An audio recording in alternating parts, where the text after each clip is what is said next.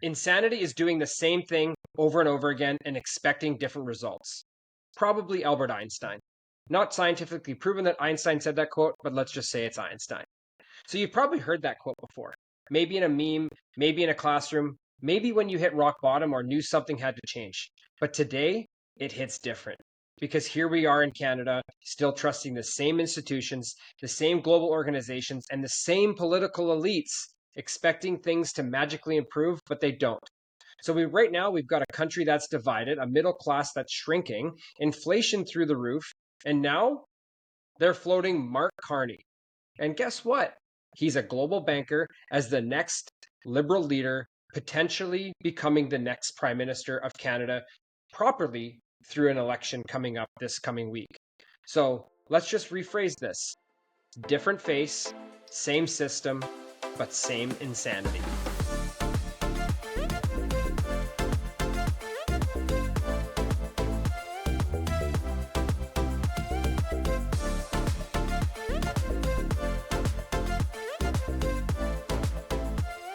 Welcome back to the NextDay Nomad podcast. Today's episode isn't just another rant. This is a goddamn wake-up call for all of us Canadians who are starting to realize that the country that we grew up in might not be the country that we're heading toward. So I want to invite back a guest that I had, a couple months ago on the podcast. We've got Derek Skol again with us. He's actually in the place that holds a really big dear place in my heart, which is Punta Cana, Dominican Republic. I am currently in Johor Bahru in Malaysia, which is the southern part of Malaysia, right on the border of Singapore. We will touch base on Singapore later on in the podcast as it resonates with Alberta and what we're going to be talking about. But this podcast, we're going to be talking about why Mark Carney completely contradicts what Liberal voters claim to believe in, and the growing divide between Eastern and Western Canada, why Alberta could look more like Singapore than most people realize, and what is this all mean for Canada's future. So I want to welcome back Derek. I thank you for coming on short notice. I know that this is a message that we really need to get out and do our part, and whether that's a couple hundred people that watch this episode or a couple thousand that watch this episode, I think everything helps. I think as much people that we can get ears on all this information before people head into Monday's elections. So again, welcome to the podcast. Thanks so much, Jared. It's really great to be here. This is the most important conversation for Canadians right now, and I'm really excited about this. Thanks again for having me. Yeah. So, I mean, before we get into all the political talk, let's just check in and, how's life in the Dominican right now? I mean, it's crazy that you're there because and I know you're getting married soon, which is crazy because I got married in Dominican a year and 1 week ago today in the Dominican Republic. That's amazing. That is amazing. Yeah. Wow. We'll have to, we don't drink alcohol, as you know, but we'll have to celebrate you somehow. I've got a few Cuban cigars. Maybe I'll have a half a stogie. I don't smoke much, but it's calls for celebration. It's a beautiful Absolutely. place. It must have been I've seen pictures. Gorgeous wedding. I wish I could have been there. Yes, thank you. Yeah, it was. The Dominican is such a beautiful country, and it's getting a lot more love now as Mexico gets more expensive. It's a beautiful place. It's got beautiful people. I think the culture is quite genuine. I felt very safe. I lived there for 6 months. I can't wait to go back. Hopefully, maybe move back there in the next year or two. But yeah, no, and like I said, I'm glad to have you on. So, like, how's things been? I know you were down in Colombia and in Central America, South America for a bit. So, what kind of moved you up to the Dominican? Well, yeah, I mean, the Dominican is beautiful. I love my positioning of the laptop right now, so maybe I'll not turn it around unless you think, yeah, show the people, show them where you are. But it is gorgeous. I'm looking at the ocean right now. It looks like, blue or green mixed Gatorade. Like, it's just gorgeous. The sand is like powder sugar. And the people are so nice. The climate is obviously amazing. It's inexpensive. It's gorgeous, and yeah, I've only been here for a couple of days only, but so far so good. We've had some awesome tacos, burrito.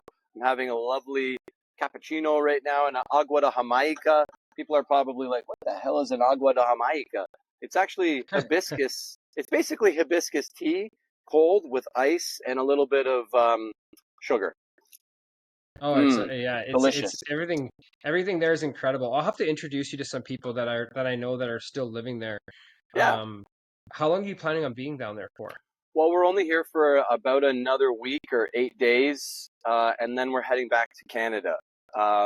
We've Oh, already cast our vote, by the way. So I did the mail-in special ballot.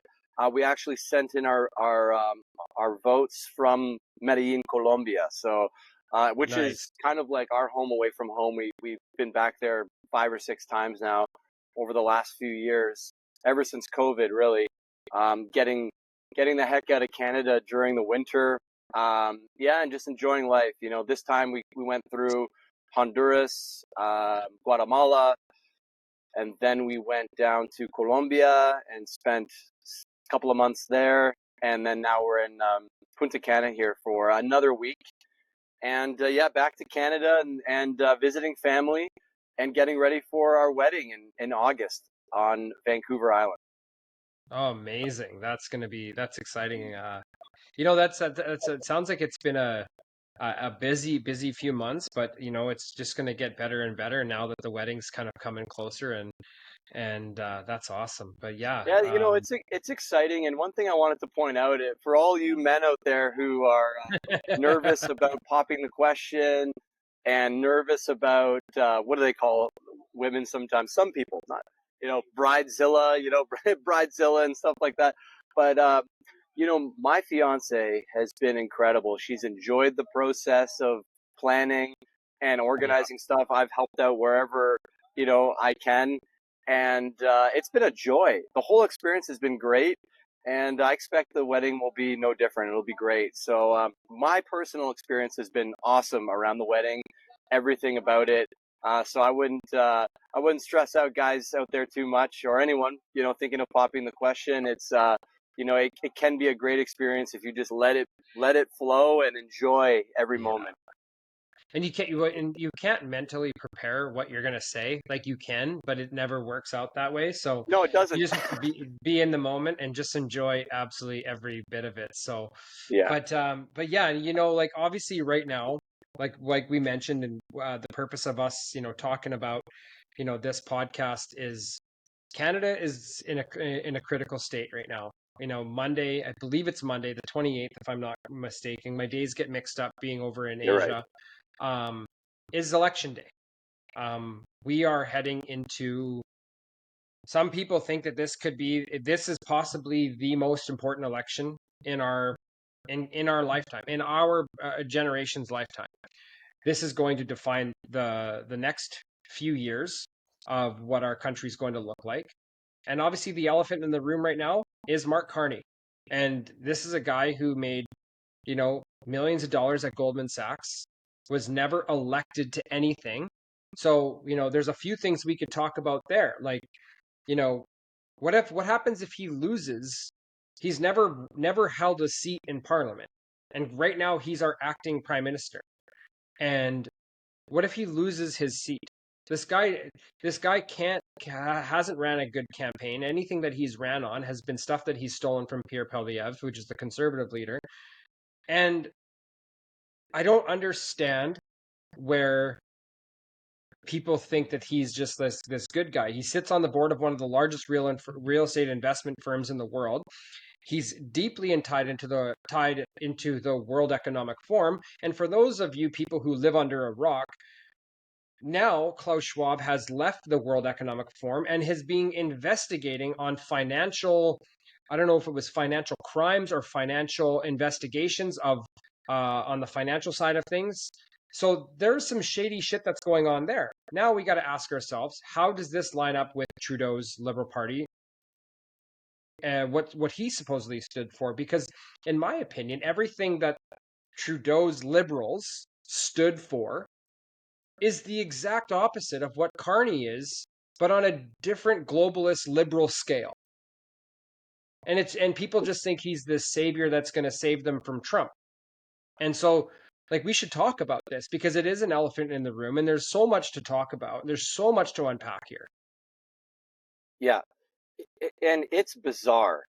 I mean, you and I, we align on a lot of things, and I believe that you and I are deep thinkers and critical thinkers. And I don't agree with everything that Polyev has said and what he plans to implement, but the vast majority.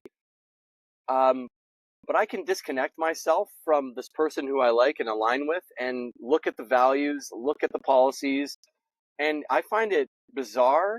First of all, no one that I know personally on who lean more to the left and are planning on voting for Carney, I don't think I can name a single person that's like even heard of the World Economic Forum and even knows what the hell that is. They've certainly never heard of Klaus Schwab.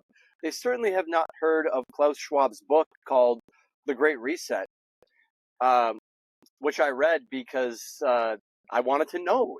I'm trying to read things from all sides so that I can create my own thoughts and ideas and opinion and where I stand. And I just don't see many people on the left doing that. It's just like anybody but Polyev. It's kind of like we saw in the States where anybody but Trump. They would vote for a crayon. They would vote for the laughing hyena over Trump, right? And the polls, we can maybe talk about that later, but they told us one thing, that Kamala Harris was going to run away with it. And obviously, Trump won by a landslide. So, yeah, it is bizarre that all the points he made up, I do not hear people on the left talking about it. They do talk about that he is going to be the savior. He is going to save us from Trump. He's going to save us from the mean Americans. And I think it's insanity. I think it's insane. And I think, too, one of the things, we're blaming Trump for something that the liberals have done for 10 years and have put us into this mess. And all of a sudden, everything is Trump's fault. And I'm not going to sit here and say that Trump has been innocent. There's some stuff that I have not agreed with, and he couldn't have picked a worse time to act on this.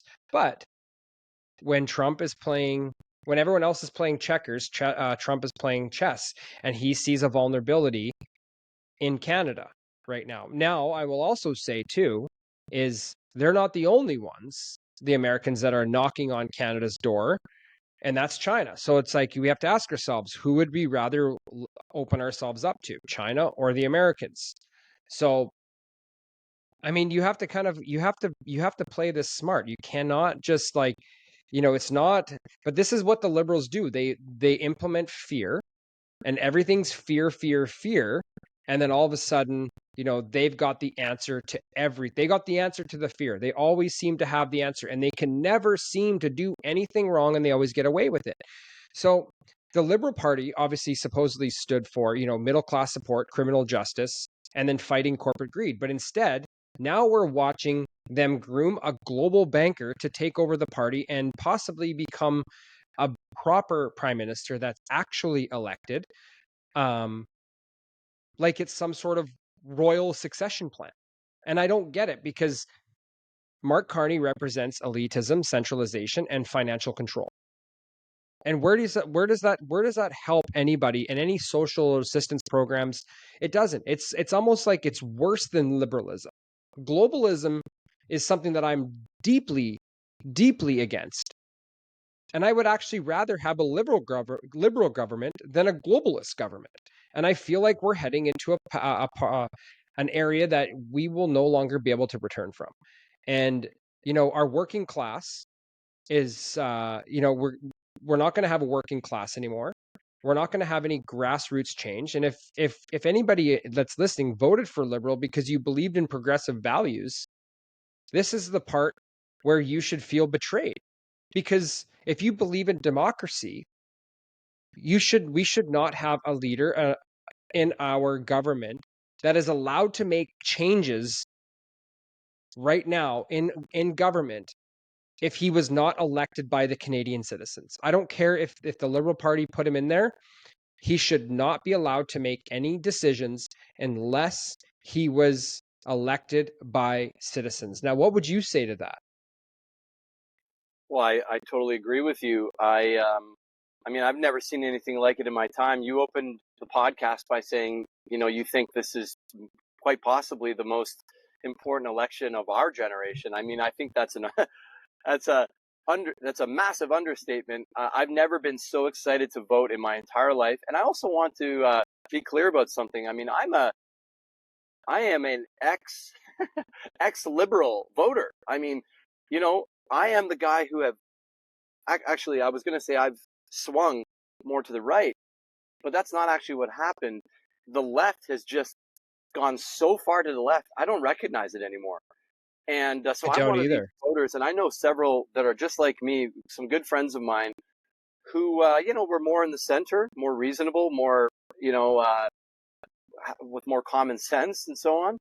Um, but they are voting for Polyev now, and that's great. But one of the things, yeah, no, it's deeply troubling that Carney has such close ties with the World Economic Forum. He's a global central banker. I don't know if you've read his book. I'm about a quarter of the way through of Carney's book called Values, and it is astounding how much this guy believes in the kind of things that we are fearful of, and that is, you know, uh, clamping down on freedom of speech, this net zero insanity, right? Like in theory, net zero, wow, oh my God, like rainbows and lollipops, like everything runs on nothing. Like, wow, what a beautiful thing. That would be great. We wouldn't need oil anymore. Like we could all just, but we're not there yet. And to push We this will kind of never be there. agenda, We what's will that? never be there. We will Yeah, never be there.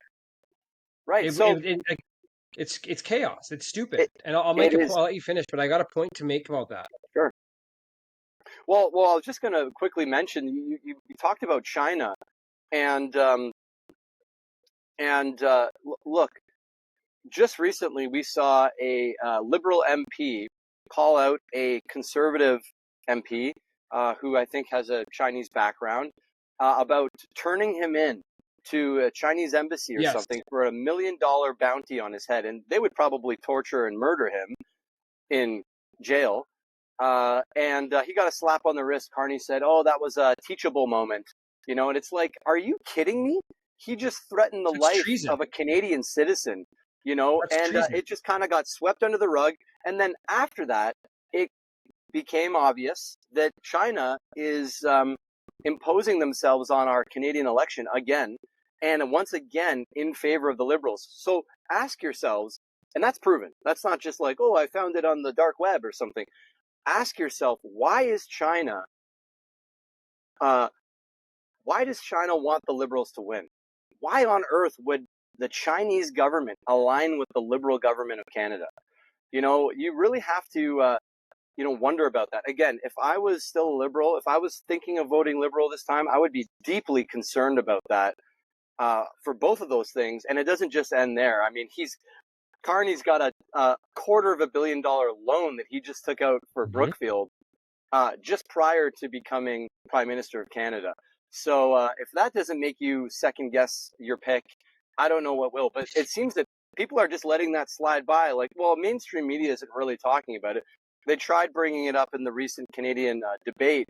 Of course, Carney didn't even answer the question. He did his usual runaround and talked about other things. And even the mediator said, "Well, you didn't really even touch on the whole, taking out the loan from China or his tax havens in Bermuda or the Cayman Islands." But he seems to be able to carry on without even letting Canadians know where his money is, what's going on in this blind trust. Why is he, saying uh, not for me, but for thee regarding using tax Yeah. havens and tax evasion.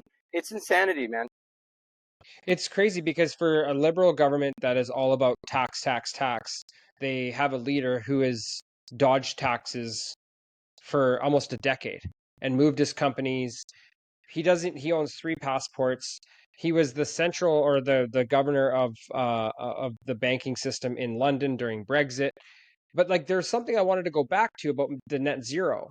I've been living in Southeast Asia now for since early January, and they're not concerned about pollution or anything like that. We could get to net zero and it would make 0.01% difference on the net zero scale in the world, because two countries and then are the most polluted countries in the world, and that's China and India. But then you add in like Southeast or like Vietnam. Vietnam's got pollution like out of its ass. Like it's crazy. Like it's not, there's so much smog everywhere. It's still beautiful, but it's in the cities you get a lot of pollution, and it's hard on the lungs. That's You're not going to get rid of that. They have different emissions. So like and you can see it in the way the vehicles are ran, etc. I understand that. We have stricter laws, but we should not be the ones responsible. If they want to go a carbon tax, then this is where, if you want to tariff a country or do a carbon tax, tariff countries on their net zero pollution, what they do. Like we're closing coal mines in Canada and the United States, and China's opening a new one up every week, it seems like, because they need the electricity and the power for their country, because their country's growing at a rapid rate. So we're also not the one countries that are overpopulated. Like, I mean, you could take 1 million people from China and put them in every single country, put 1 million new people in every single country in the world, and they would still have one of the most populated countries in the world. Same with India. So it's like, that's not a West problem. Net zero is a way for them to tax. And there's something that I wanted to mention too, and I actually just came across this yesterday, even though this report came out um, back in January. And what it was actually released by the Canadian government, called Future Lives.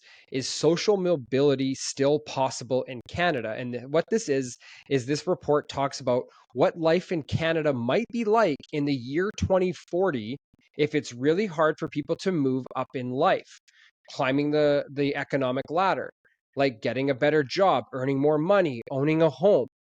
It's not saying this will happen, but it's showing what could happen if things keep going in a certain direction, which is very ironic that the Liberals are putting this out there before an election. Obviously, this happened in January, because they're the ones that have put us into this mess. So what are some of the main points in this? And I'm just going to go through this because I don't know if you've seen this or not. This is something I'll send this to you afterwards, and I'm going to link this document in the show notes below so you can all see this article. This is right off of the government website, like the Canadian government website. So one of the main points is it's harder to move up in life. People might stop believing that they can get ahead by working hard or going to school. Most just try not to fall behind. So that's a pretty alarming thing for people to possibly think about. Now, are we being conditioned with all of these points, to think, hey, let's throw this out there and condition people to feel like they're stuck and that they'll rely on social systems to basically become part of the system and stay in the system? So number two is, school isn't a sure path to success anymore. Well, I could have told you that because I think our school system over the past 20 years has failed so many people. College and university costs way too much. Many people skip it because it doesn't guarantee a good job anymore. And I know that because of recruitment. And I can even talk about this in regards to Harvard MBA graduates from 2022, that 40% of them are still looking for a job. Buying a house is tough. Only rich families will be able to afford a house. Most people will rent or live with others. Some families live together across generations just to afford housing. Money stays in the family. If your family has money, you're more likely to succeed. If not, it's hard to catch up. It's like a modern day version of royalty. People stick to their own groups, which is another one. So rich people mostly hang out with other rich people. Same with poor people and middle class. It's hard to make new connections that can help you get ahead. And then young people will continue to feel stuck. Ads still tell people to dream big, but real life feels like a dead end.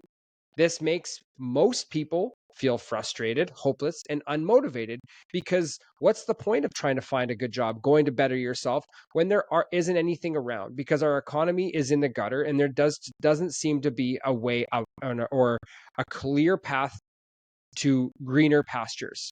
And then now The last point is AI takes over jobs. Robots and smart software do many jobs better and cheaper, and people will be taking side gigs to survive, and only the rich can afford the best tech help. So this is pretty alarming stuff that the Canadian government has come out with.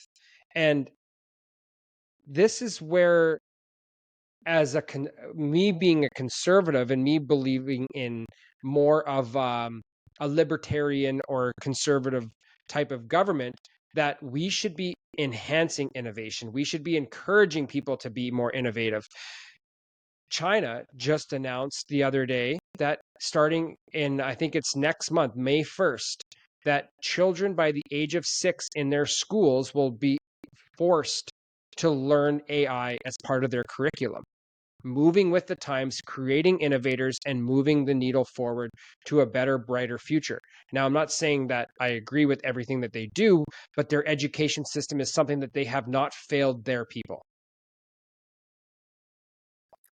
Well, I did read, actually, I saw Pierre Poilievre yesterday, just as you did, sharing that liberal dystopian future, the Right? possibility of that is, it is wild. And you know what? Sadly, it's probably not very far off if we do continue down this path we're on right now. There was another point in there that you didn't read, which I thought was probably the most shocking. We've got my friend here behind Oh, that's, doing some yeah. sweeping.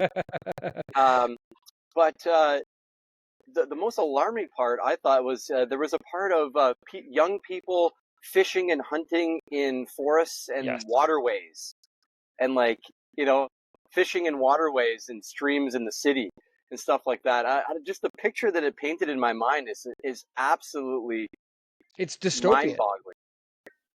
It's like end of the world type stuff. Like it's, Yeah, and the fact that this came out of our government headquarters, like it doesn't yeah, make sense to me. And you know what the crazy thing is most people won't even understand or even come across this and understand the major threat of what will entail. And it's crazy because it is probably so true, because everything, and people, and here's the crazy thing is the left, and I know I'm kind of going all over the place with this, but there's just so much to unpack, that the left will consider this a conspiracy theory.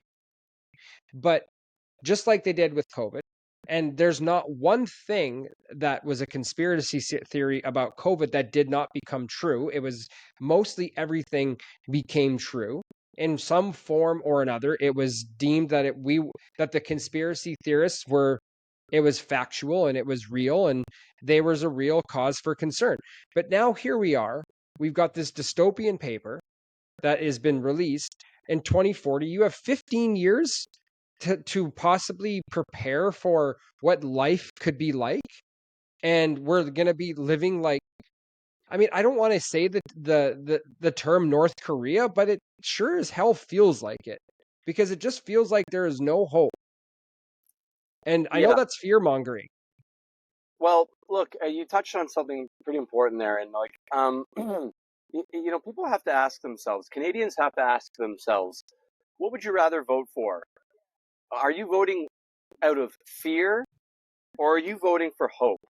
You know, when you cast your ballot, is that fear based or is that hope based?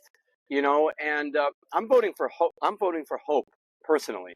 Yeah. Do I have fear about the future? I certainly do. If the Liberals are maintain power and continue down this insane path that they are like hell bent on fulfilling, because that paper released by the Liberal government is probably pretty true by 2040 if they maintain this path, this course. And they're showing you. And you're right. Maybe it is a bit of a social experiment where it's like, hey, let's see how people react to this. Well, for some reason, I mean, it was only last night I heard about it, but I haven't heard anybody on the left talking about it. I've checked Instagram today. You know, I see people on the more conservative side talking about it. No one on the left's talking about it. Could any of them scratch their head and go, oh, why would the Liberal government release something like that right before an election? It's almost as if to say, you know, if the Liberals get back in power or stay and maintain power, you know, and things keep getting worse and worse, they might say, hey, but we told you so. Like, we warned you. We said this is Yeah. what it could look like. it's going to be a tough road. Hey, but we're chugging it together. We got our elbows up, right? We got elbows up, and we are going to step up as Canadians, and we're going to show those Americans. Well, what at that point when we're fishing out of rivers to find Yeah, breakfast, I'm pretty sure Trump's tariffs or our sovereignty is probably one of the last things on our mind. We're almost probably thinking, somebody take us over right now. Somebody, somebody that we like, Americans, please come in and help us, save us. Right now, 100%, we'll be on our 100%, knees. So I 100%. don't know, man. It's bizarre. It is really weird. And like and what a stupid saying, the elbows up thing. It actually like grinds my gears when people say that. It's just like like first you look like an idiot, you sound like an idiot, and it makes no sense. And just like come at it with some logic instead of just repeating regurgitated nonsense from CBC or whoever decided to come up with that term. But like one of the things that really feels evident is that it is time for Canada. It's time for the West to take control. The West, and I'll talk actually before I get into that.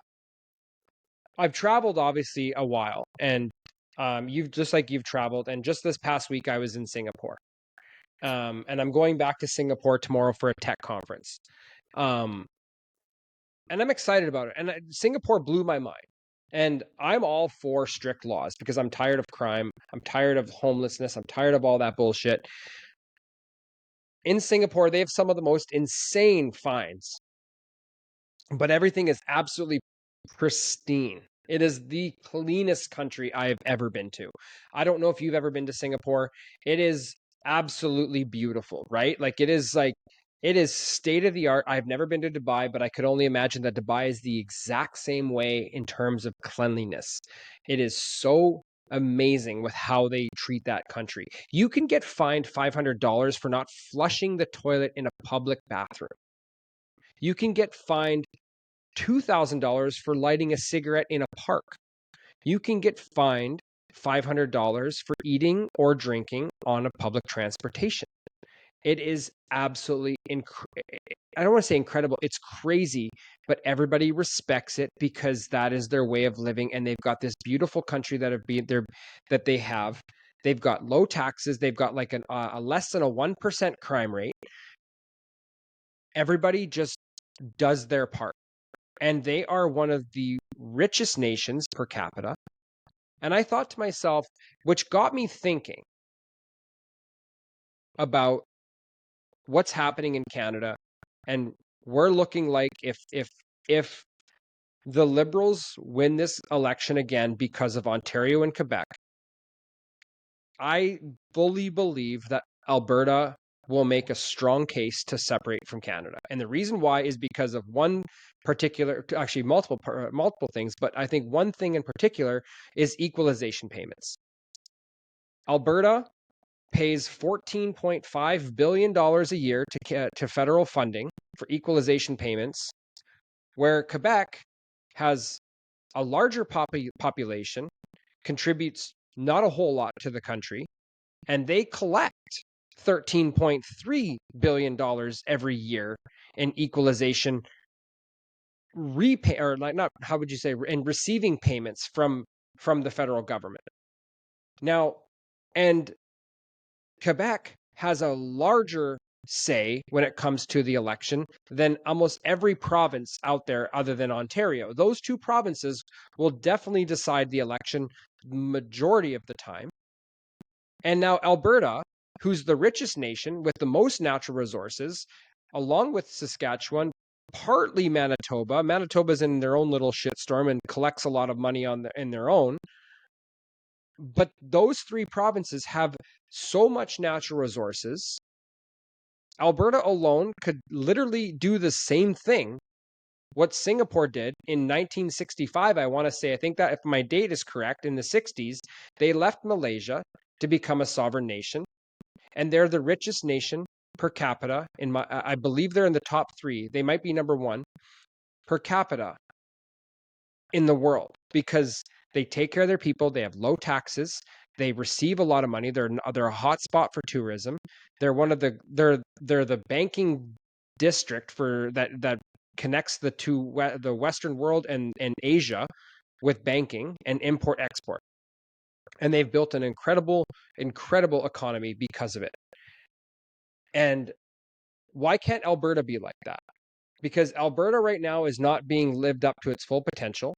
Now, I know that we could talk about this for quite some time, but let's just even talk about the West possibly looking at a separates movement, because I mean, I can't see a way that Alberta is going to just sit back and not put their own elbows up and say, we're tired of it. Yeah, well, first of all, love Singapore. And, and I'm not one for, government and police cracking down on populations. Like, that freaks me out. And it was a little freaky when I was there. But, and by the way, Jared, is chewing gum still illegal in Singapore? No, you can chew gum, but you can't buy it anywhere, and you can only bring a certain amount, but you have to throw it in the garbage. Yeah, You cannot put it on the ground. If you get caught, it's a crazy fine. yeah. They have some of the craziest laws. I was looking them up. It was bizarre, but like it's not Oh, that you're they're right. yeah, like but just to even clarify, like they're but because I mean, I would rather live in that type of society than have to worry about my car getting broken into or getting jumped by drug addicts that are government funded drug addicts in my home city of Vancouver. Um, I would rather I'd rather have Yeah, those simple laws that just like they're not even really going to affect you in the long run. I don't smoke. I right. I I don't litter. I don't do all of those things. There's some ones that are like a little bit questionable, but I'm all about safety. I want to raise my kids in a world where they feel safe, where I can just let them go play in the park and I don't have to worry about them. I felt like I was in the 90s a little bit. The way that I saw families just letting their kids just kind of have fun, be kids. Yeah. Yeah, I was reading an article the other day in British Columbia and all over the country of Canada now. Moms, dads, they're looking on the grass, making sure there's no needles, broken glass and stuff like that, before their kids go playing on the field or whatever, and that shouldn't be. That is really sad that this is the kind of place that we're raising our kids now. And one of these days soon, I'll be having kids of my own, and that does scare me. So moving forward to the whole conversation around Alberta and perhaps separating, I've heard this conversation. I think it's really interesting. I can't blame them. How can I? I lived in Calgary for, I think it was like 4 or 5 months one time through the winter, and it was an interesting experience. I had a great time actually, and good people, and you can see the wealth there. Um, you can feel their influence in Canada just Hmm. with their resources. Yet, as I saw something just a few days ago, and it was a picture of someone casting a voting ballot, and on it it just said "void" in big letters, and the headline was, the Canadian election will likely be over before anyone even casts their ballot in Alberta. Is the system Hmm. in Canada fair? And it just posed the question, and it made me ask that question to myself. And I thought, geez, with the amount of influence that Alberta has on the economy in Canada, is that fair? Is it fair that their vote doesn't really count if, Ontario, Quebec, and, the eastern provinces vote Liberal, let's say? By the time you cast your ballot in Edmonton or Calgary, your vote doesn't really count. That's sad. That is troubling, right? And that would, if Hmm. I was an Albertan, I would seriously consider what are our options here. Like, for how long are we going to get bullied by the federal government here to keep paying and drilling oil and doing all this stuff in a safe and uh, and sustainable manner, right? That's very they have really strict rules on how they clean the oil and the oil sands and so on. I'm not saying it's clean. I mean, it's a dirty place. I've seen some pictures. It does not look good.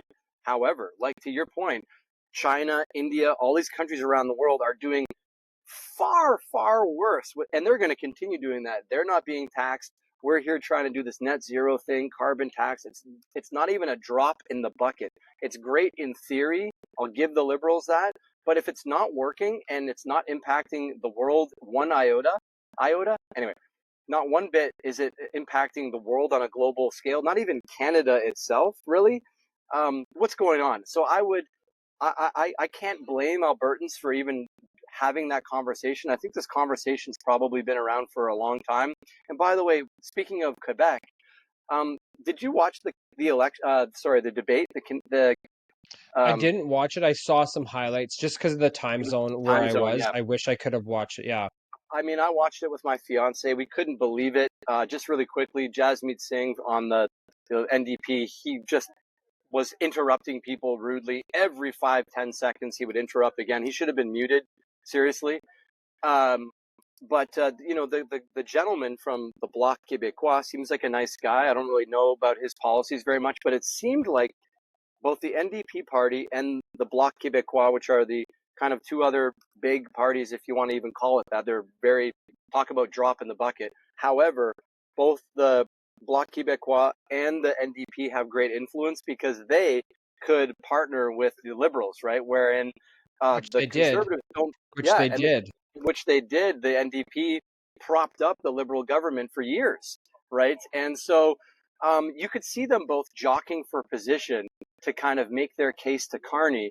And so where I'm going with that is it just kind of seems like Quebec is like, it's just like they're holding a few cards and they're just like, nope, you can't have them. Give me a good deal. Give me a good deal, and I'll give you my card, right? And the NDP is doing the same thing. And Pierre Poilievre and the Conservatives are standing there speaking common sense with a real plan that's going to bring hope to Canada, bring common sense back, and allow young people to afford to buy a home once again in that country, and groceries and things like that. And the insane woke ideology, has got to be either exterminated or, hey, if Yeah. you want to believe that, believe that. We're not telling you what to think. Think whatever you want. Do whatever you want. Call people what you do, what you let people. But yeah, there are certain things, and maybe we will, maybe we won't talk about it. But these puberty blockers, I've got a pretty hard feeling about that. I think that's terrible. I think it's basically abuse and it's insanity. But anyway, I'm getting off track. But the point is, yeah, I think that Alberta's got a real case. I mean, Quebec tried to separate. It was very close, if you remember. It was It very was. close that Quebec could have separated. And I think that conversation is always on the table for Quebec. And that's their kind of their threat. That's their card that they can always kind of hold and be like, we can pretty much leave, not whenever we want. There's a process, but they can get it started. And I think that's something that Alberta should and probably will seriously look at if the Liberals win again. And I can't blame them for feeling that way. And because of Quebec, like I don't understand like what do they even contribute to our economy? I know a lot of people from Quebec, and like there's a lot of lovely people from there, and but as a province in an economical standpoint, what do they contribute to this? If they want to leave, why are we like not? Why are we like trying to keep them? I mean, I don't understand it. And there's probably obviously I know that they're one of the founding places of Canada, so maybe the history behind it. Um, but it just seems like if they want to leave, just like let them leave because they're not contributing on an economical standpoint to the economy by a large margin whatsoever. Well, and they're not allowing the pipeline to run to Eastern Canada, right through Quebec.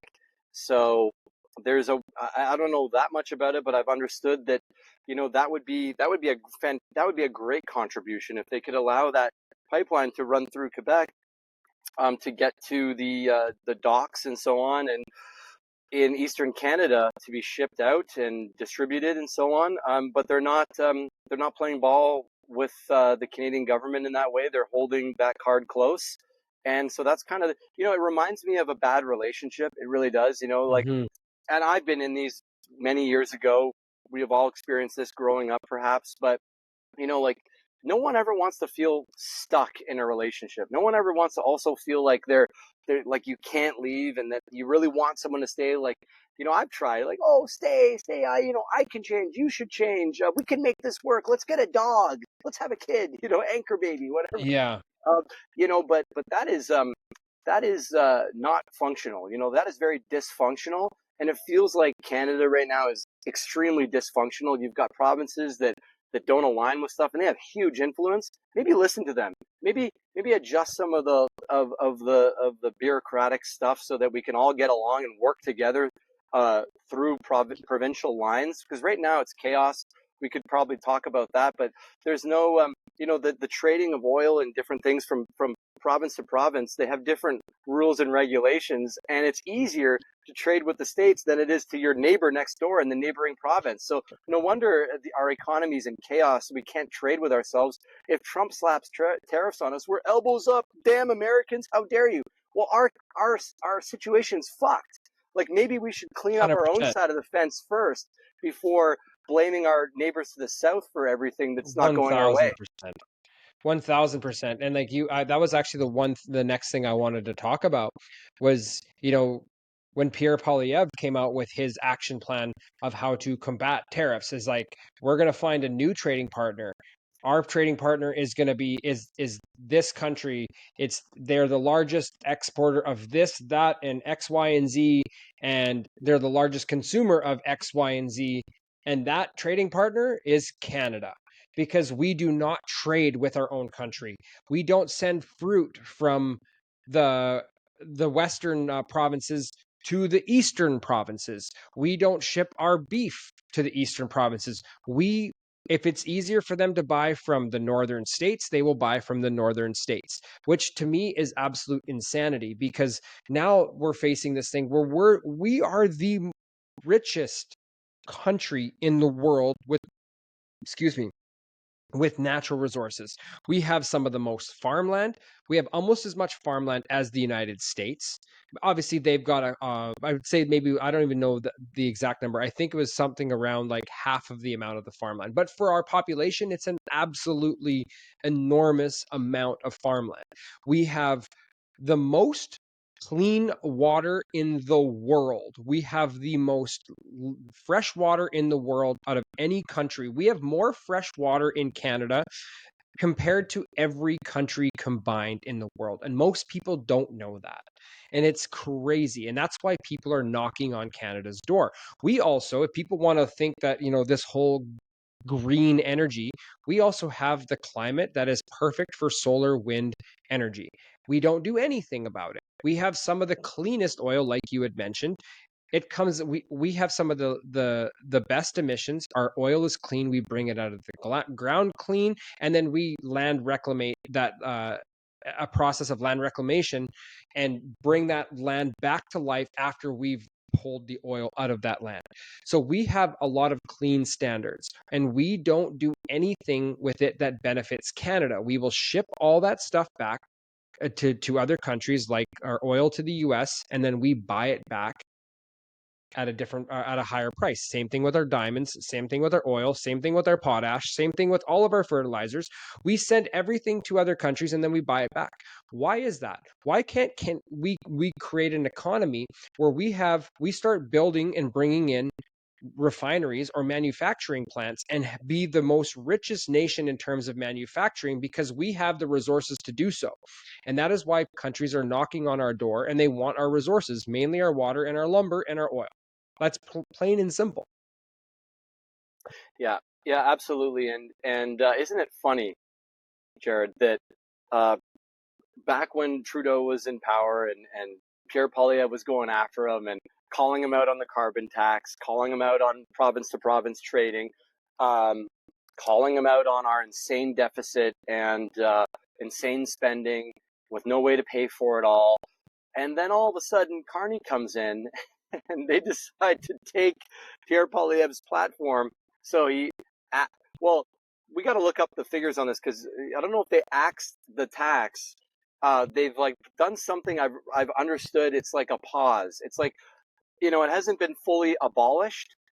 So likely what Carney's plan is, obviously, is he's going to cancel the tax for now, the carbon tax, and then reintroduce it, maybe call it something different a little further down the road if he gets elected, right? That's the sneaky liberal plan. That's exactly what he's going to do. Everybody should know that, but unfortunately not everybody does. The province to province trading. He's spoken about that just as Polyev has. And then thirdly, building houses, right? Except the difference between their two plans is that Carney wants to do this government fabricated home business where the government actually owns the home, so you won't own it. So it's again back to that World Economic Forum thing. You will You'll own nothing. Own what is it nothing and again? be You happy. will own You nothing own and you'll be happy, and be happy. right? And that It's is like that crazy. is And fucked. it's Like isn't it wild that all this stuff that we were told that we were crazy, that we believed in, is now coming true in front of our eyes, and we're just being like, "Oh yeah, they're gonna give us homes and health." But it's crazy because I have a friend of mine back in Manitoba, and one of the things that he says to me is, "I would love to see another pandemic." Because I would love to see how people respond, because everybody just, and it's clear how people respond based on Mark Carney on knocking on Canada's doorstep to become prime minister. Because what's going to happen is everyone's now forgetting about the last 10 years of the liberal shithole we've been living in, and they're finding a way to blame Pierre Poilievre and the conservatives on it, when conservatives had nothing to do with the last 10 years. And their only leg to stand on is Donald Trump. But Donald Trump is also just looking after his own country, just like any proper leader would do. But we don't have that luxury because we're sending money to countries for, to Bangladesh for LGBTIQ initiatives in Bangladesh. Like something like $50 million. Like, what the heck is that for? Like, that doesn't make sense. We have kids that are going to school hungry in our country, and we're sending money to these social programs that make zero sense into another country. And I'm not saying that it's like let's shit on everybody's country, but like, let's focus on us first, because we are, in the last 10 years, we have the lowest GDP growth out of any of the G8 countries. I think it's maybe even G20 countries. We have the lowest GDP growth out of those last like 10 years. So what does that tell you about Canada?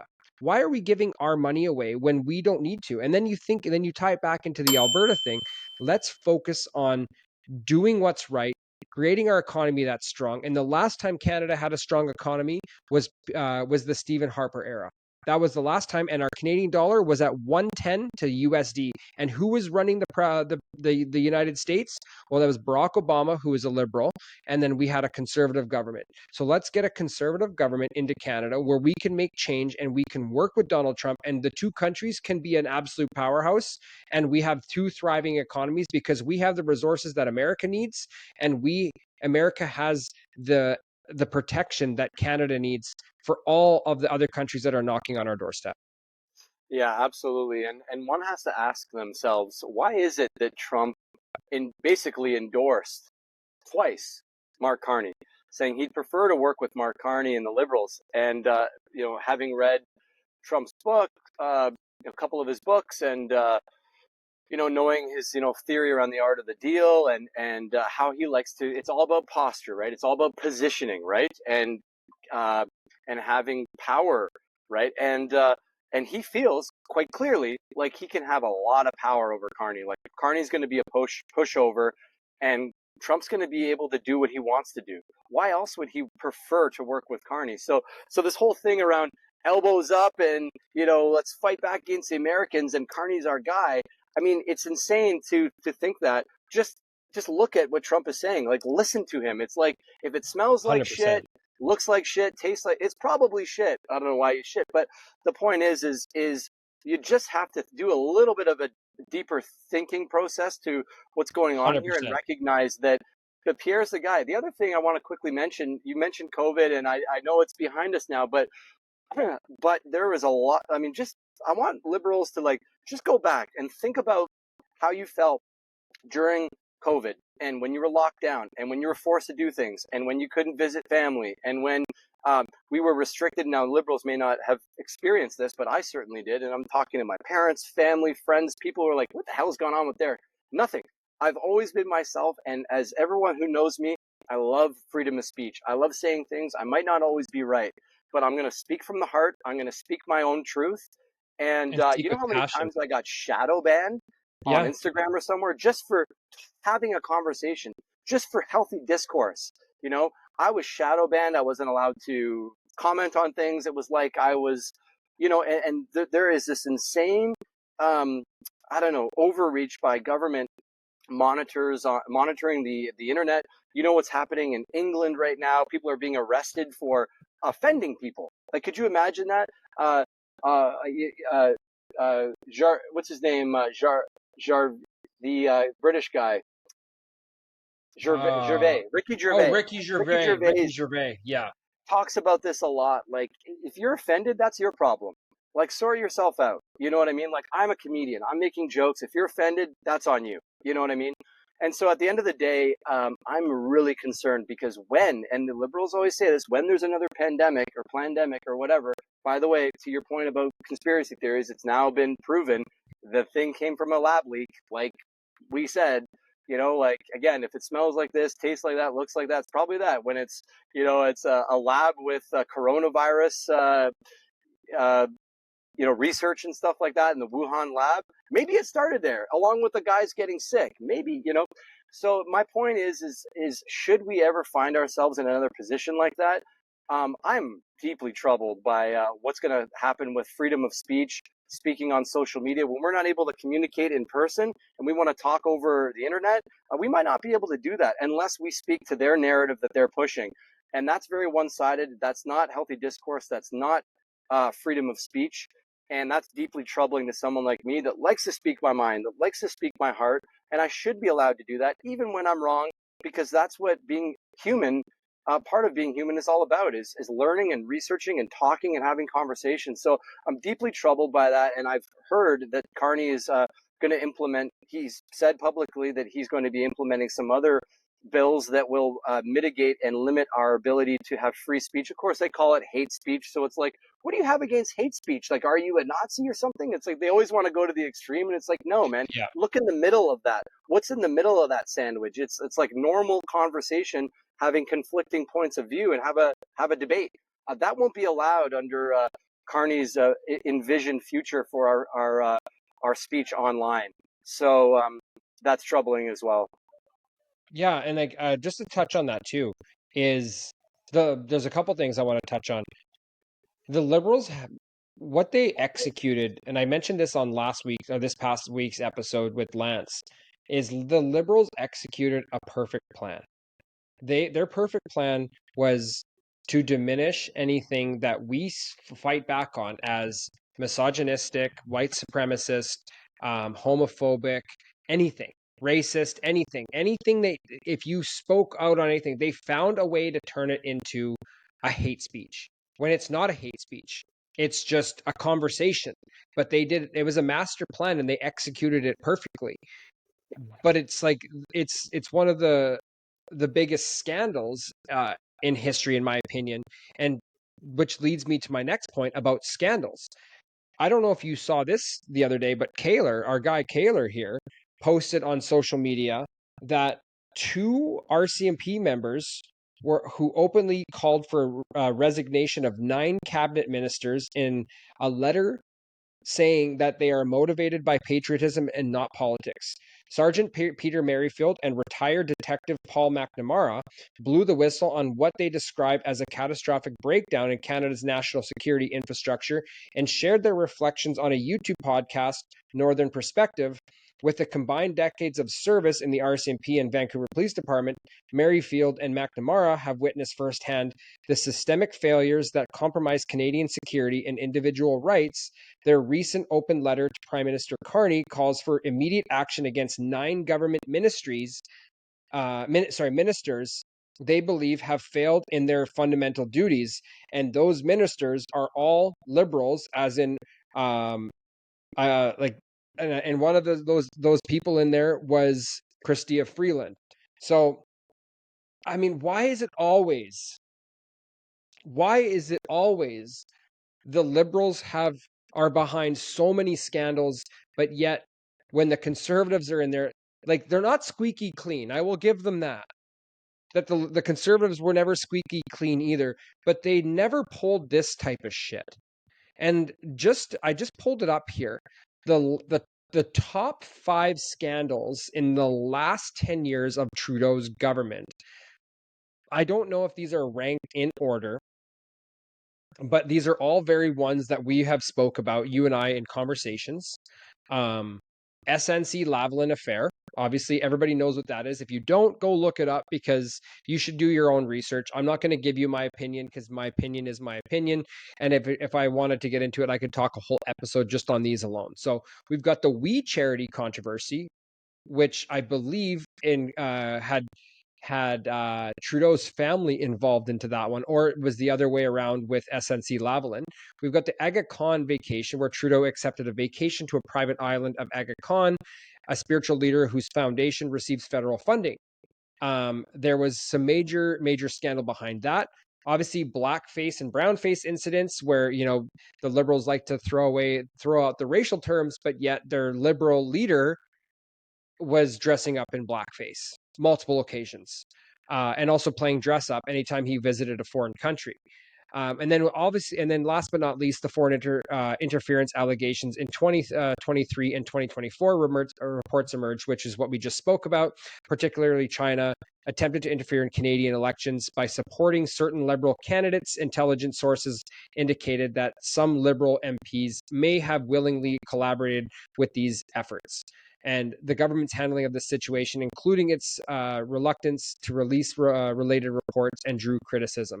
So why is it always that the Liberals are behind so many of these scandals, but anytime we want to speak out publicly on them, we don't get that opportunity? Because, and I think largely is because the CBC, who is obviously Canada's, government funded liberal, media honey hole, um, doesn't ever want to criticize, the hand that feeds them. Well, I was just going to say that, you don't bite the hand that feeds you, right? They know what they're doing. It's unspoken. No conversation needs to be had. Here's $158 million that Carney just put in his ledger of what he's going to spend. And by the way, I think it's CSIS, so that's basically Canada's what FBI, CIA CIA or FBI, one or or the other. FBI, Yeah. one of the. So CSIS is getting like 120 something million, and the CBC, and they're supposed to protect our country. Like CSIS is protecting our country, and it's getting information on different countries to keep our country safe, right? They are getting like 40 or 50 million dollars less than our government funded CBC. So that's insane. And why do you think that is, right? Well, it doesn't take you too far to come to that conclusion. Another scandal. I don't know if you brought this up, but the Green Slush Fund that Yes. that paused the Canadian Parliament for 95 days or something like that. It's unheard of in Canada. But I'll tell you, you asked how are the Liberals getting away with all these scandals, Jared? It's because they can. They've been doing it for 10 years. You know what I mean? Why Well, stop now? yeah. Right? Nobody's holding them accountable. Nobody on the left is like demanding answers. It's always Pierre Poilievre and his party saying, what is going on here? Does anyone, like, no one's hearing about it because, like you said, CBC is the megaphone of the government, of the Liberal government. You've got Toronto Star and Globe and Mail and all these other mainstream media sources that are heavily subsidized by this Liberal government. So don't bite the hand that feeds you, right? I mean, I go through and I read them too because I want to get the full scope of what's being talked about in Canada and mainstream. 100%. Yeah, and I do it. And I mean, these opinion pieces, they're dribble. It's propaganda, man. It's wild. But I read it and I'm like, this is what my parents are reading, and I love them to death and I respect their opinions. But when I want to share mine and like call out some of these scandals and like, hang on, you stand for this, you stand for that. I know you stand for that value, but yet this leader is on every single one of those values, he is the opposite of that. Look at what he's done. They don't want to hear it. So I'm seeing a lot of this, and I'd like your feedback on this too, Jared, because I was very curious. Why is it that Liberals in Canada, for the most part, are doing this before the election? And I just talked to one of my best friends, and he's like, I don't know if I'll vote for Carney and the Liberals, but I'm definitely not voting for Poilievre. And I'm like, what is your logic behind that?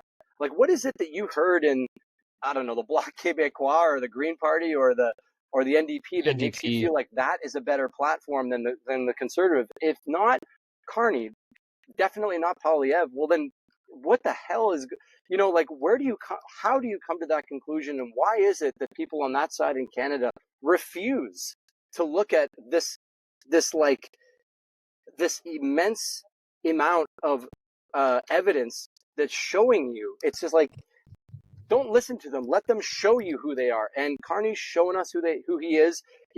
And their cabinet ministers, his cabinet ministers, like you said, that were called out by those two officers in British Columbia, and I did see that.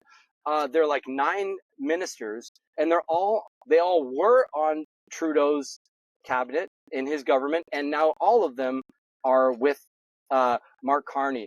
So it's the same shit, just with a different name stamped on the top. And I also heard my friend say, Derek, why do we keep hearing Pierre Poilievre talk about Trudeau and the carbon tax? They're not there anymore, And I'm like, well, why is it that? Well, because they are still there. Actually, that's the thing. It's a different guy, but his ministers are the Same same. The plan. policies are the same. In fact, it's worse. And and Carney just released his plan, his 4-year plan, and it's going to be billions and billions and billions. I can't remember. I think it's 100 and something billion dollars 130, more.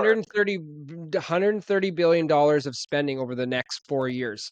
And there's still no Yeah. clear plan of balancing the goddamn Right. budget, which Right. Trudeau promised us like almost over 10 years ago. The Yeah. budget will balance itself. Well, I'm sorry, but Yeah. we're 10 years in and you've increased budget by 10 times, if not more. And it's time now for Canadians to actually do something. And it's time for Gotta like change, it, please. it's and then we got some of the greatest Canadian influences, like obviously our national sport of hockey. We've got Wayne Gretzky, we've got Bobby Orr that are speaking out on this stuff, Jordan and they're being Peterson. called bigots and racist, and that you would support this stuff, and they're not considered true Canadians. Well, maybe Yeah. take a goddamn look in the mirror, because is this the Canada that you want to raise your family in? Is this the Canada that you remember? Because I can guarantee you that when those guys were in their primes, and when they were living the Canadian dream, playing hockey in Canada, when they looked at themselves, they realized that that was the Canada that they represented when they put on that jersey.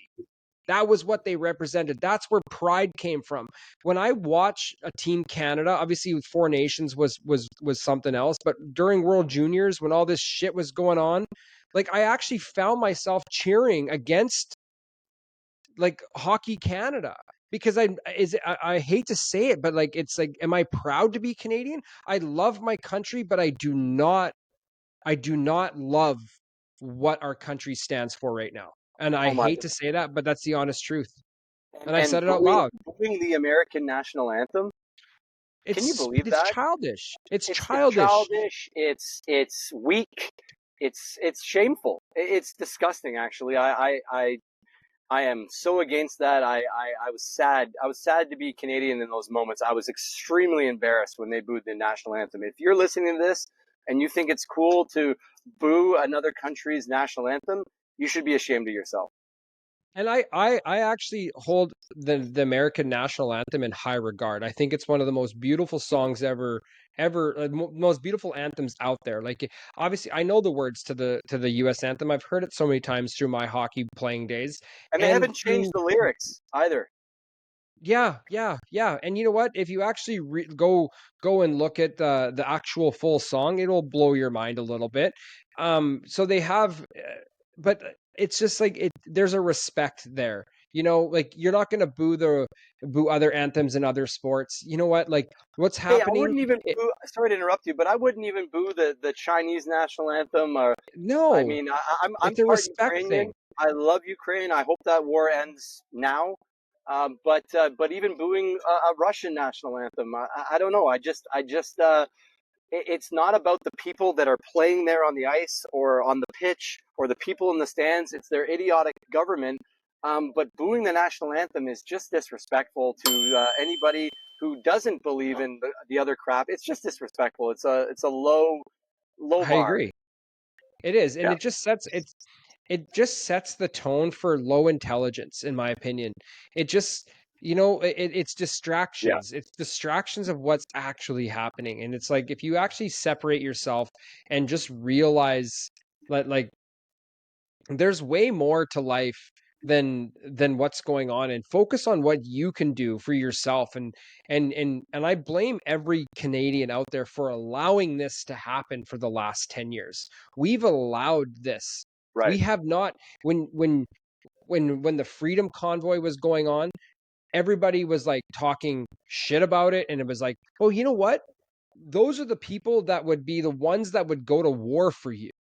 If something You happened, said those are it. the people that you would want behind your back. Goddamn right. 1000%. If we were ever attacked, those are the people that are on the front lines while you go hide away in your bunker because you're too afraid to get out there and Right. fight for your own goddamn rights. And Right, man. I think that we're in such a, yeah, I mean, I know I'm ranting right here, but it's just we got to do Passionate. something. Yeah, and it's just like I've been out of Canada for almost 2 years now. I come and go. Been home twice in the last two years, and I've seen a lot. But there's one thing that I will definitely say is that Canada has lost its pride. And where I go to other countries, people respect their government, and their government respects them for the most part. I mean, that's probably not a, it's a bold statement. I know that, but our government does not respect us as citizens. Well, look at how divided our country is. I have never in my whole life felt so divided in Canada. I don't remember any of this type of crap when I was much younger. You might vote conservative, you might vote liberal, like everyone got along. You know, one thing that everyone can agree, whether you're on the left or on the right, is Canada's never felt more divided in anyone's lives. For sure. I bet you everybody can agree on I that. agree. Now ask I yourself, agree. who's been in power the last 10 years, the last decade? Well, why do you think that is? Who do you think is responsible for dividing this country the way it's been right now?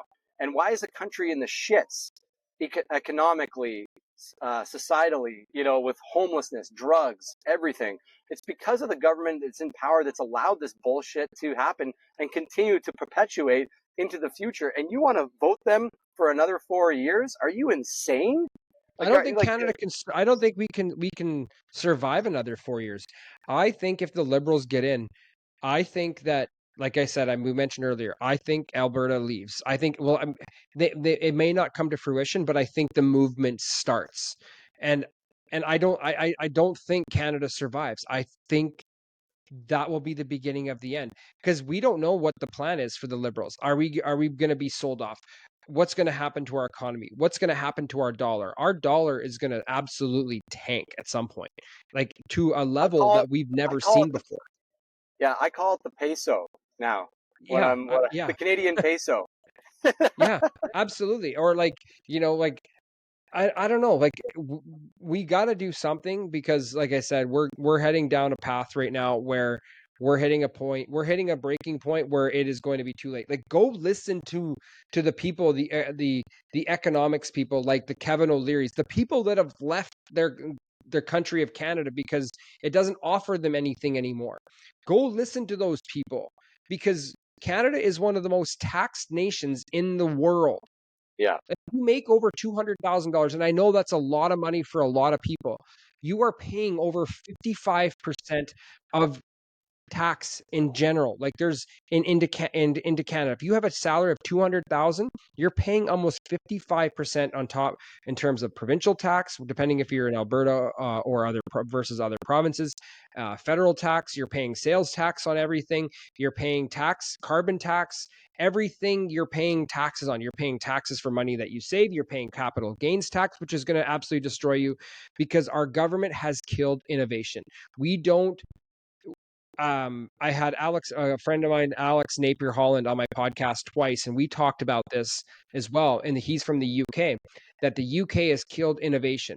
They have killed innovation to the point where they make it so difficult for millionaires, entrepreneurs to make their businesses successful in their country. And the reason why, because there's no tax, there's barely any tax incentives. They're taxed through the roof. Their rent is through the roof. They have all these stipulations and red tape that they have to go through. The UK had the largest amount of millionaires leave their country in the last 5 years, year after year after year. And that's like Canada. Chip Wilson spoke about this with BC as well. Chip Wilson, the founder of Lululemon, that BC has killed innovation because of our socialist government that tries to get everybody on to these social programs that's going to help, you're going to be able to get ahead, and like they've created life too expensive because we've let all these foreign people, foreign entrepreneurs into our country, but we're not helping our local entrepreneurs, and we're making it super difficult. And those entrepreneurs are the ones who are, if they fail or if they make a mistake or if they go bankrupt, they're going to pick themselves up, they're going to dust themselves off, and they're going to try again. And those are the people that are creating jobs in our economy, and we're not helping them. And that's why our economy sucks, is because we don't allow innovation for people to move the needle forward.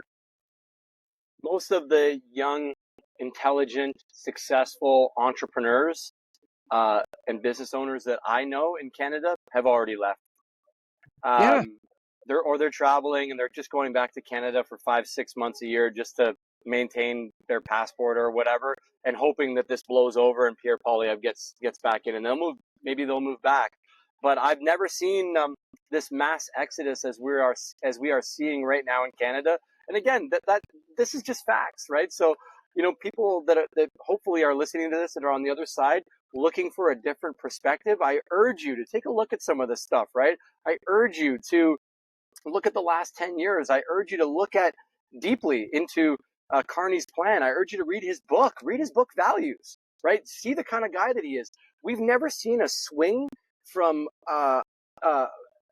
in percentages and polls that we have just seen right now in Canada. It really makes you wonder. I'm not going to get into the conspiracy about polls and who's releasing them, because it's mainstream media mostly, and apparently they only ask 1,500 people, and then they give you the results of the poll. But what kind of what kind of size example is that when you're looking at 40 million Canadians? 1,500 people is not very many. We're looking at the advanced polls right now, record numbers. 2.5 million more people have gone and voted. I don't think those are excited liberals. I think those are excited conservative voters who are ready for change and are voting for hope. And I urge anyone listening to this that's on the fence to please look into all this stuff. It's right there. You can Google it. You can chat GPT it. I have it all right here. I mean, but a lot of them aren't doing it. I know my parents aren't really doing it, and I love my parents. They're amazing. But my mom did watch the election. The debate, and she told me, Derek, I got to tell you, Pierre Poilievre won that debate like big time, and he's got me thinking. He's got me thinking about it. I don't know which way I'm going to vote now. So I'm happy for her. I'm proud of her that she's allowing herself to have that open mind, and she's very intelligent to go against what she would normally do, and that's always voting liberal. But how can you trust a guy that's come out of nowhere? So this swing in the polls that we're seeing, apparently now Pierre Poilievre is somewhere around 36 to 38%, and Carney's in the 60s, 60 percentile somewhere.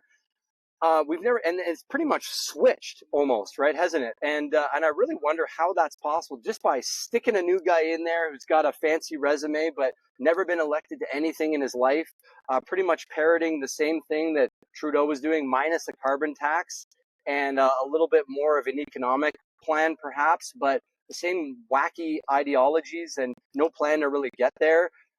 So I'd be highly skeptical, and I am. And I urge other people to be skeptical, have your critical mind on, and just think logically, and actually ask yourself, what is the best path forward? Not just for myself, who let's say I'm a boomer. I'm on a pension. I own a home. I'm good. I'm cozy. I'm comfy. Everything's okay, right? I urge you to think about the younger generation. And when you walk around the streets, do you feel safer than you did 10 years ago? I highly doubt it. So I just want everyone to go out and vote, no matter which way you vote. But please do your research, think critically, talk to people on the other side, try to seek to understand. That's what I try to do. I've talked with my friend last night, as I said, and I asked him, what is it about Pierre that you don't like? Like, what is it specifically? What is it about Carney's plan that you think is going to be really good for our future? Like, I want to know. I didn't get a clear answer, but I asked. It's like Ozempic. I just asked. I shouldn't have plugged them. Damn it. And you know what though? It's like you said some things there that kind of hit home too, because I don't think it has to sorry, I think it has to be a conservative majority, because when you hear people say that, oh, like I'm definitely not voting for Carney, and I'm definitely not voting for Pierre, because of, he's a liberal and he's on the fence. It's like your vote, if you go NDP or if you go Green Party, that's a vote for the Liberals. I mean, if you can't see that over the last couple of years with the coalition that Trudeau created, and the way that, Jugmeat is the epitome of a blood sucking, fucking, you know I don't even know what I'm trying to say here, but he's a leech. Vampire? He's a leech. Leech? He is somebody. He is sucked on the. It's like he's that mosquito that won't go away and that just keeps sucking and sucking and sucking, and just drying up resources, has not contributed anything to society, in my opinion. I mean, would he be a guy that would be a nice guy, an interesting guy to have a conversation with? Probably. Like, I think that he's well spoken. I remember when he first came onto the scene, I thought he was a very well spoken guy, and there was a debate that I thought he did very well in. But he's just become so annoying, and he's become such a leech in terms of, like, everything's about him. He preaches socialism. He preaches that everybody, like, that he's all about the union workers, but yet he's walking around with a $10,000 suit on, carrying a Gucci bag, a nice $10,000 Rolex, hopping into a Maserati. What of that speaks fucking socialism? It doesn't. That's capital. That's globalism. That's, I want more, and everybody else get in line. You'll get your small share that you're entitled to, but the more the if we can divide everything up into equal amounts, which will leave more for me, that's what that screams. Because if he was a true socialist, he would drive a modest car, he would wear a modest suit, he wouldn't be into luxury things that the average person, he was wearing someone's salary on his body. And that is a fucking leech. And then for him to say, like, to get, well, I don't even know what his pension is. Was it $75,000 a year for the rest of his life, or is it $250,000 a year? I don't know if it's which one it is. I know the prime minister gets like 200 some $1,000 a year for the rest of their life, but I don't know if that's the same case for someone like Jugmeat. But that's just like, you're not going to call election. We should have had this election back in January. Oh, I lost you. Sorry, I just asked ChatGPT to tell me Jasmeet Singh's Oh, pension yeah. for the rest of his life. It spelled pension wrong, so I may not get the right answer. But Oh, you'll get it. okay. Oh, here we go. Um, oh my God, it's giving me a massive. I'm sorry, Jared. Could you get me back on track? Yeah, look, Jasmeet Yeah, no, Singh. that's the pension. I'm just gonna actually look that up. I actually want to know Yeah, that. Jug Jagmeet Singh pension. Um, I believe um, it's a $2.3 million pension. So for 25, or for, I think it's for 20 years. So it's um, yeah, that's it. He will get $2.3 million pension. Um, yeah, it 2.3 doesn't million say over his for lifetime. over his lifetime. I don't know how many. I think it's 25 years. 20 or 25 years, He I think. begins collecting at age 55. Oh, assuming he begins collecting at age 55 and lives to 90. This is like, okay. Like, Speaking of that's pensions, um, you know, my mom was like, yeah, Derek, but Pierre Poilievre, like, now can qualify for his pension of like 2.3 million. I'm like, yeah, and like, so the guy's earned it. The guy's been in Canadian politics from the bottom to the top, and he has earned it. And by the way, like these other Canadians like shit talking Pierre Poilievre, like, who is this guy? And he's an asshole. He's like Trump mini and all this kind of weird, like liberal slogan propaganda regurgitated BS. The guy was adopted. He grew up in a modest home in Calgary. Um, you know, Mm-hmm. very smart, went through school, got his education, cares about people. He went door to door. You look at this old footage of Pierre Poilievre going door to door with his little dorky glasses and his haircut and everything. But the Mm-hmm. guy cared. The guy has cared about Canada his whole life. He's fighting for Canadians. If you've ever heard his beautiful wife talking about Pierre and his love for the country and his love for the people and that he wants the best for everybody, I would urge you to go and like YouTube it or go and check it out.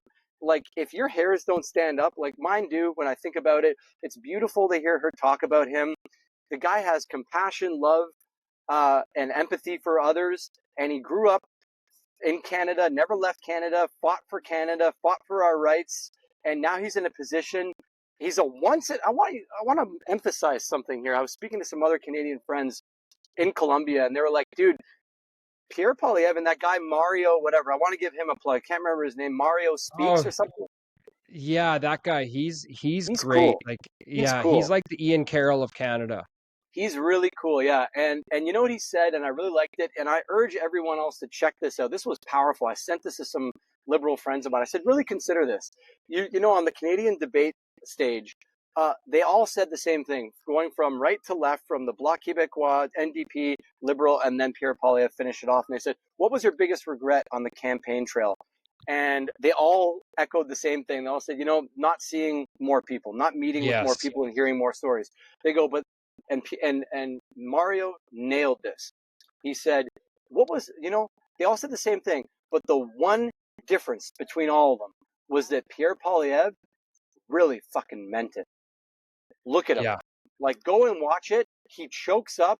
He is about to cry because he's emotional, thinking about the thousands and thousands of people, tens of thousands across Canada over years. I met Pierre Poilievre 3 years ago at a rally in Vancouver, and there was a 2.5 hour line to go and shake his hand and say something quick to him and get a picture taken. He waited for every single person in that room that lined up before he left. We were there till like 1 a.m, and he didn't care. Hmm. He was kind, gracious, shook my hand, took a picture.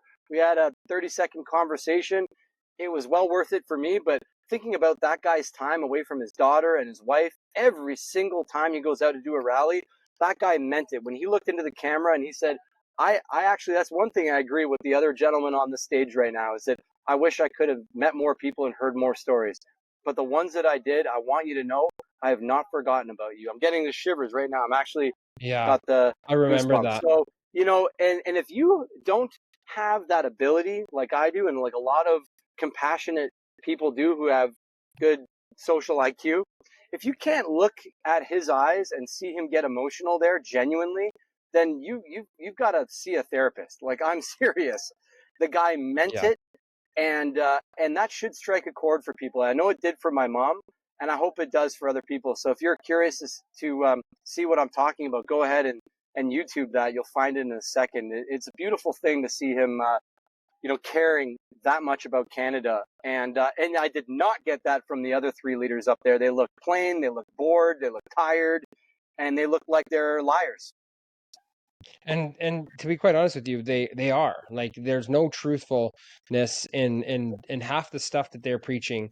And I know a lot of people, they're going to come out like, that's your opinion, that's your opinion. But I'm going to rebuttal that and just say, you know what? Canada's broken. The last 10 years is quite evident of that. We have lost our identity. We do not have an identity right now, and it is time for change.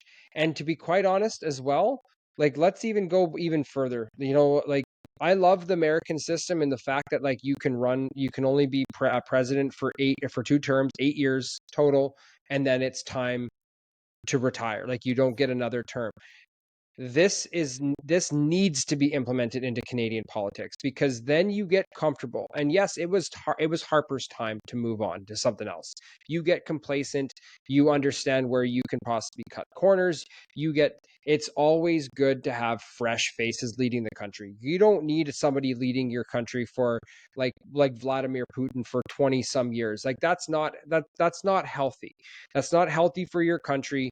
Like let's get back to, you know, where we can get change, because I do there are certain things in liberal politics that I will say that are great. But the problem is the liberals have gone too far left, like you had mentioned. And I feel like the conservatives are more center right.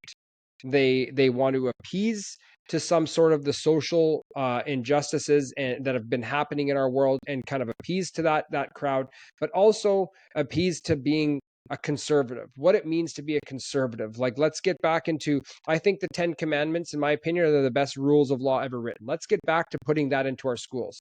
You know, if you don't want your kids to learn that because we've invited so many other religions into our school, well, so be it. But this is what we do in our country, in my opinion. Like, this is where it creates order. It teaches the kids at a young age to get in line and to respect and obey, because that's what we should be doing. We shouldn't be creating these little dickheads running around that feel entitled, and eventually, you know, get into a position where, you know, they don't want to work hard because everything's been freaking handed to them.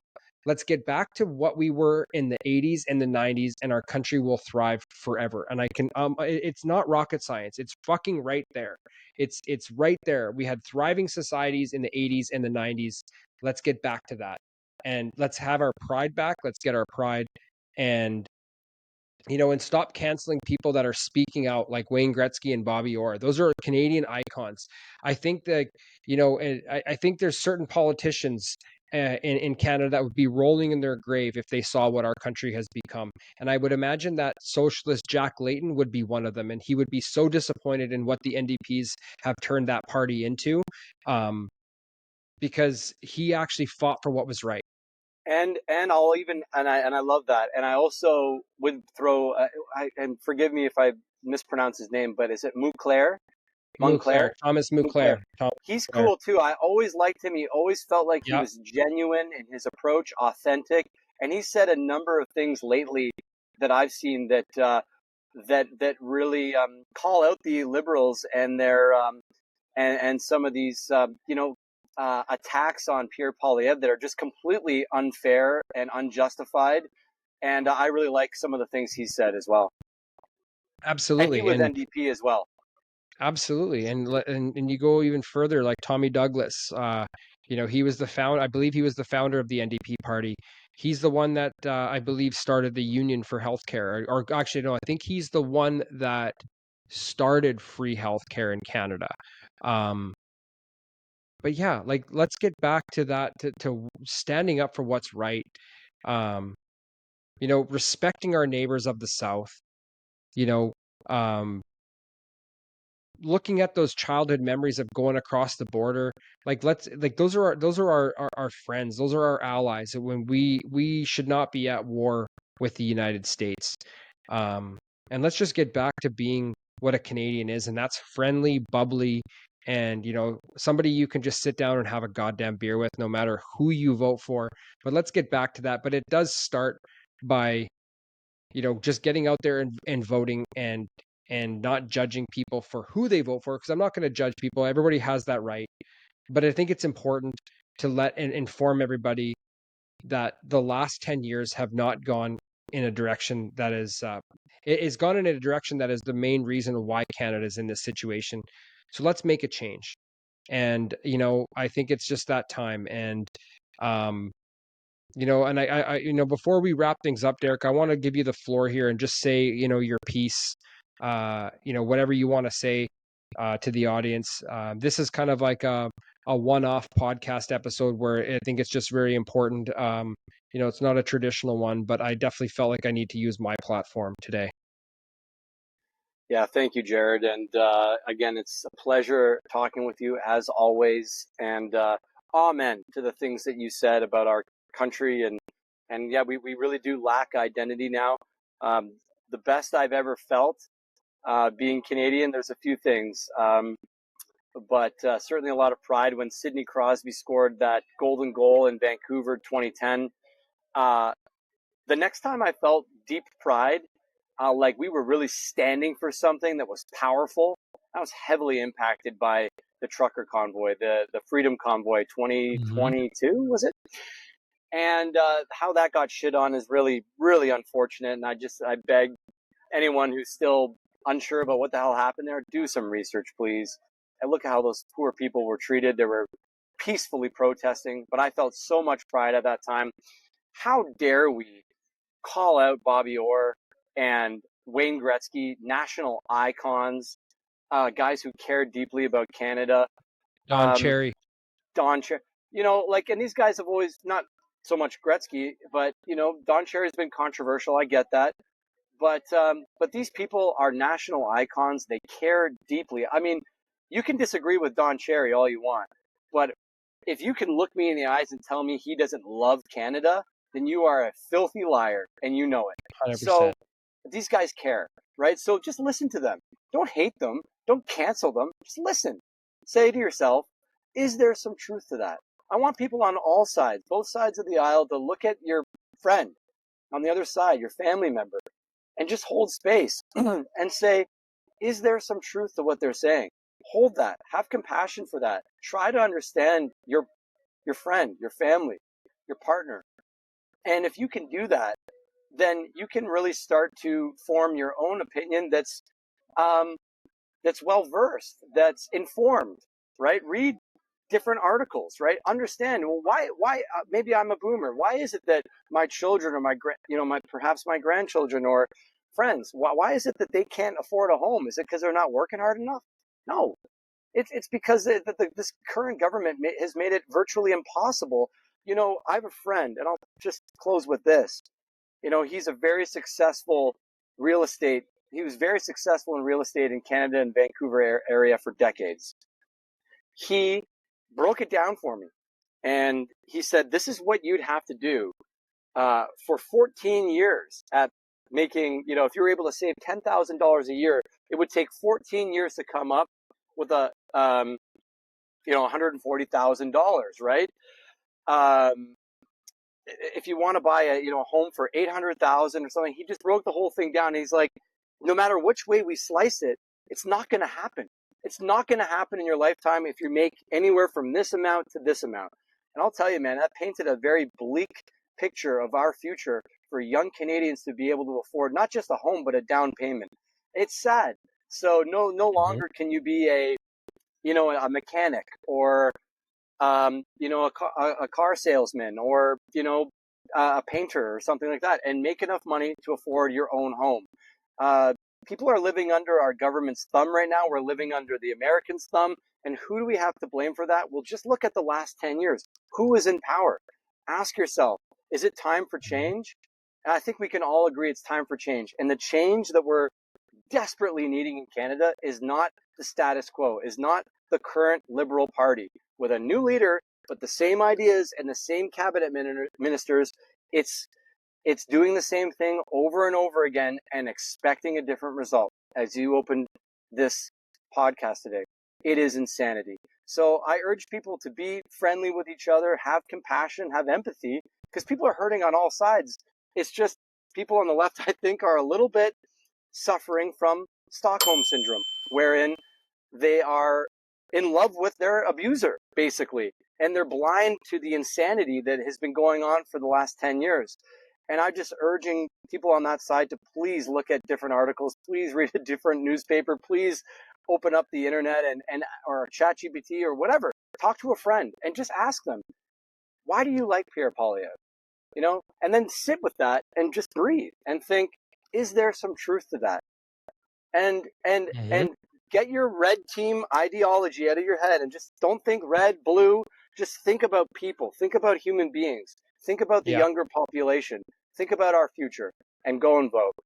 And that's all I have to say. And I'm praying in my own way that Pierre Poilievre wins because I really genuinely believe I've never voted conservative in my whole life. And I'm making the change this time because I want change for Canada. I want change for all of you, and let's bring it home. Absolutely. No, and you couldn't have said it better, and I appreciate that.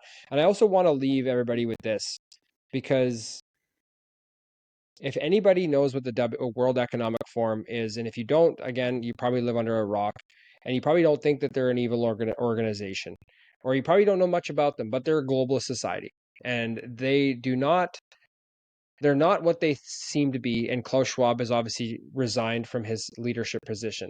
And who do you think is probably very primed to move into that position?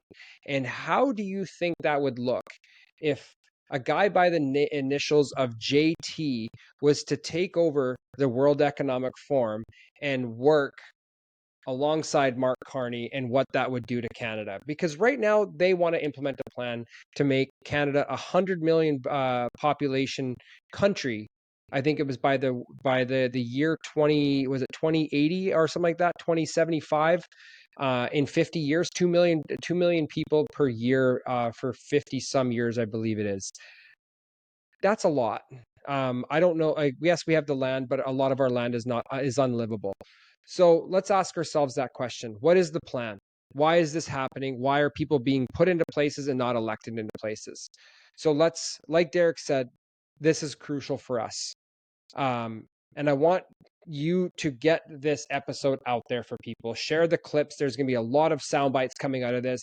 And I know that this episode sparked something in all of you, because you may not have the courage to speak up on it, but I know you want to.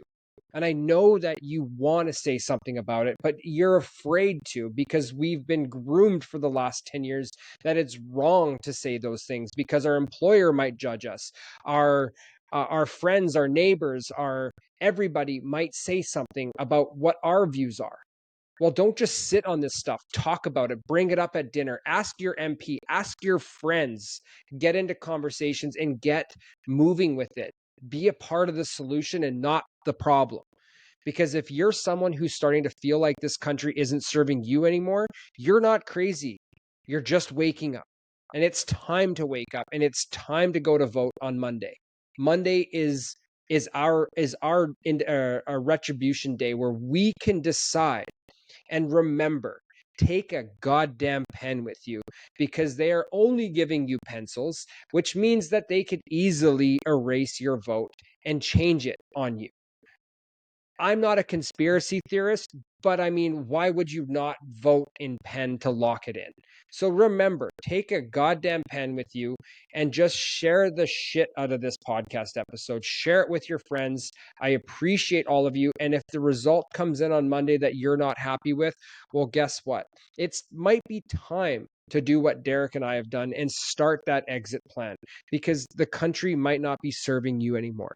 Maybe it's moving to Alberta or Saskatchewan, because those provinces are going to fight for what you believe in. So if you want to know more, hit me up on Instagram at the Jared Evan or at the NextDay Nomad. I have a free program out there for you that will help you just determine and discover what possible online businesses that you could start to get yourself out of the system. And this is very important for you to start this now, because who knows what's going to happen in 2030, and let alone what's going to happen in 2040, because we are already being prepared for that. So reach out to me. I know this sounds conspiracy theorist, but guess what? Everything that the conspiracy theorists have said over the last 4 years, or last 4 or 5 years, has been pretty damn accurate. So make sure you subscribe to this podcast. I love you guys. Until next time, stay safe, be bold, and be brave, and we will see you on the road. Cheers.